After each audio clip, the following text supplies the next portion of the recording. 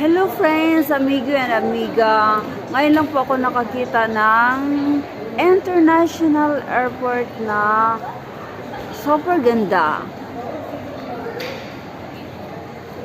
Maganda naman. Maraming magaganda ng mga international airport. But then, yung small chapel na panalo guys, merong the Lord is close to the broken-hearted.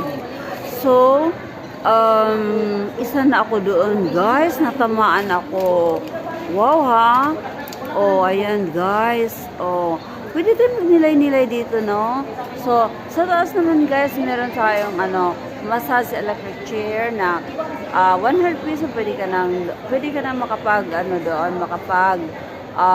massage. And then, meron din doon, tao na nagmamassage. Affordable siya.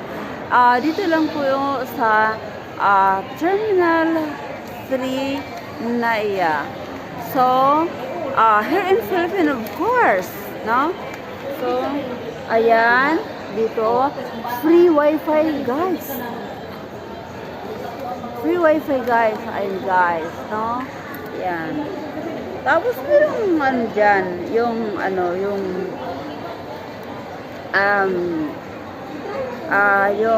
palitan ng money changer, guys. Sobrang, mataas yung rate ng ating, money changer.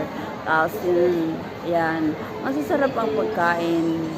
At saka yung, ayan, yung waiting area naman natin. Dito pwedeng, matutulog.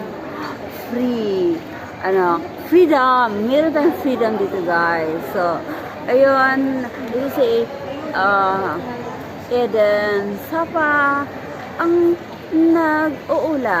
nagre-report. So, here lang, guys. So, thank you so much for watching. Please like and share. And then, touch the notification bell so that you are updated for my next video. Thank you so much. Bye.